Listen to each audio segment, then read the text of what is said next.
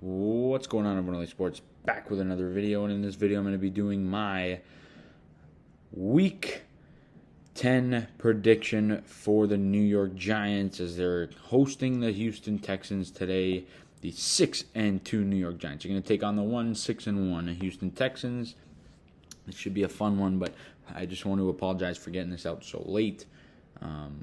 His game time is in about 40 minutes, so I apologize for that. But Giants coming into the game as 5-point favorites.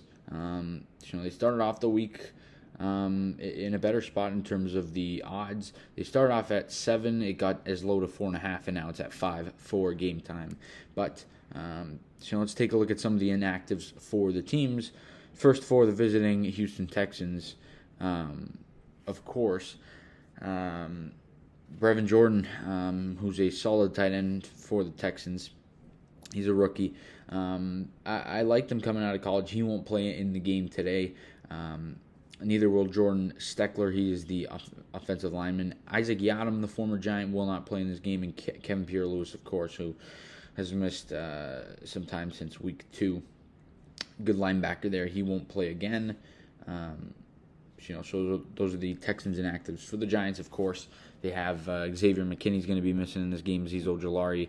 But the inactives, Quincy Roche, Evan Neal, Daniel Bellinger, David Sills is going to miss the game today, and Austin Kilitro, the linebacker, he's going to miss the game. But Kenny Golladay is back for the New York Giants, and expect a lot of him.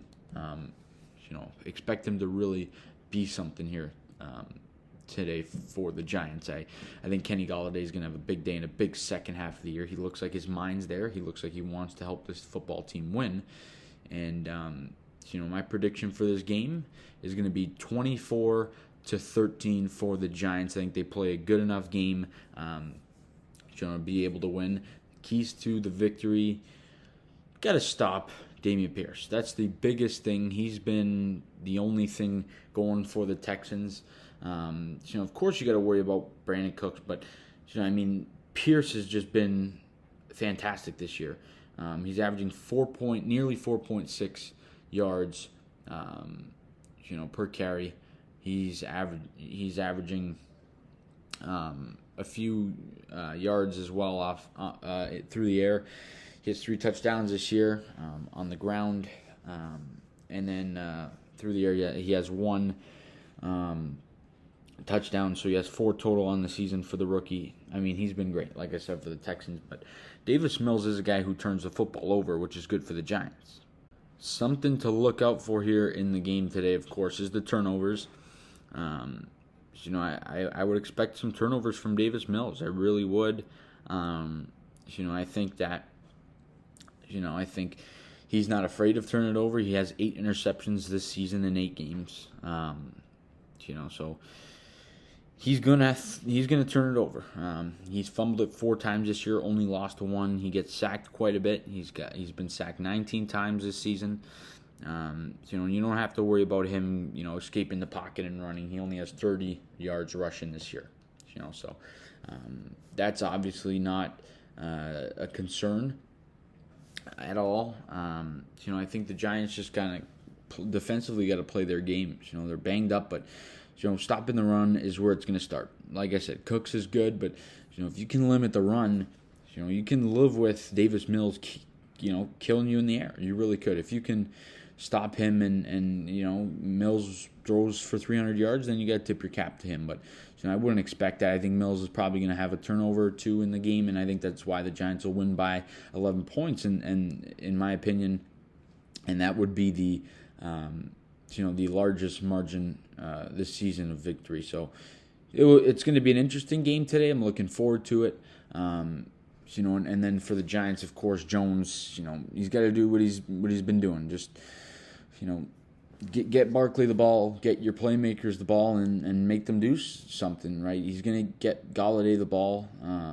There's no question. I think they're going to really try and get Golladay going again. This is one of those games where I think you could do that. And I think Saquon's going to be able to open up the